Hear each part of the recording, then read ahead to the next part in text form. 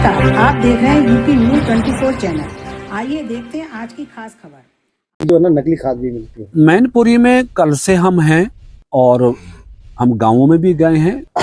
हालांकि स्पेसिफिक किसानों से नहीं मिले हैं, लेकिन कोई मिलता है तो हम उससे हमेशा मिलते हैं। यदि खाद के संबंध में, डीएपी के संबंध में कोई भी आपके संज्ञान में आए, आपके नोटिस में आए, तो आप जरूर बताइए। जहां भी डीएपी की समस्या होगी उसको हम दूर कराएंगे। कल और परसों हम शाहजहांपुर में थे, वहाँ के किसान हमें कुछ मिले थे। कुछ किसानों ने हमसे शिकायत की थी कि हमको डीएपी नहीं मिली है, भीड़ बहुत लगी है। तो कल ही हमने जनपदीय अधिकारियों से, संबंधित अधिकारियों से बात करके कल ही खाद की व्यवस्था, डीएपी की व्यवस्था पूर्ण कराई थी और आज वहाँ शांति से व्यवस्था चली। मैनपुरी में भी अगर आपको लगे, मैं इसको आक्षेप के रूप में नहीं देख रहा हूँ, सुधार के रूप में देख रहा हूँ। यदि आपको भी लगे कि कहीं पे डीएपी की खाद की समस्या है तो आप हमें बताएंगे, हम उसको दूर कराएंगे। सहकारी समितियों पर सर डीएपी की जगह एनपीके दी जा रही है। इसको हम चेक करा लेंगे, जहाँ पे होगा हम ठीक कराएंगे। सर संभल में मस्जिद के दौरान हिंसा भड़क गई है, क्या कहेंगे? देखिए, दुर्भाग्यपूर्ण है, हमारी भारतीय लोकतांत्रिक व्यवस्था 3 ध्रुवों पे चलती है: न्यायपालिका, विधायिका और कार्यपालिका। न्यायपालिका हमारे लोकतंत्र का सबसे सर्वोत्तम घटक है, समूह है।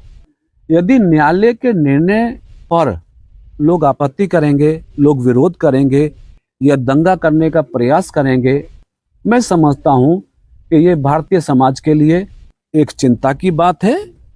संभल की जनता को न्यायालय का सम्मान करते हुए जो न्यायालय के निर्देश के क्रम में जो कार्रवाई आगे बढ़नी है उसमें साथ देना चाहिए।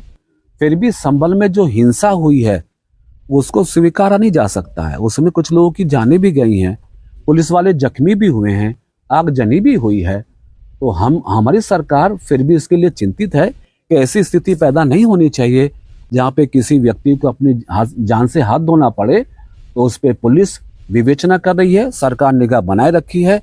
लेकिन जनता, संभल की जनता से भी अपील करेंगे कि राजनीति के लिए या हार की हताशा को आप मौत में तब्दील मत करिए।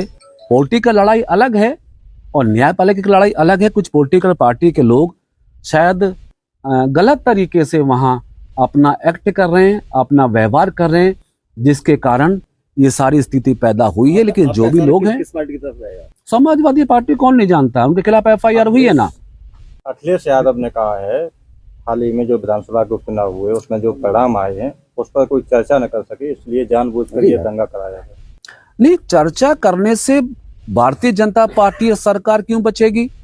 जिस पार्टी ने 9 में से 7 सीट जीती हो वो तो खुशी से चर्चा करेगी ना। जिसने 9 में से 2 जीती हो और 2 भी बाउंड्री पे पहुंची हो। अगर करेल में दहशत का वातावरण पैदा नहीं किया जाता, दलित महिला की हत्या नहीं होती, शायद हो सकता था यहाँ भी परिणाम कुछ और बदल सकते थे। तो परिणाम को बदलने का काम भारतीय जनता पार्टी सरकार क्यों करेगी? हम तो सेलिब्रेशन कर रहे हैं, हम तो प्रसन्नता व्यक्त की है कि हमने 9 में से 7 जीते हैं। और दूसरी बात, 37 साल के बाद यूपी में हमारी बहुमत की सरकार बनी है।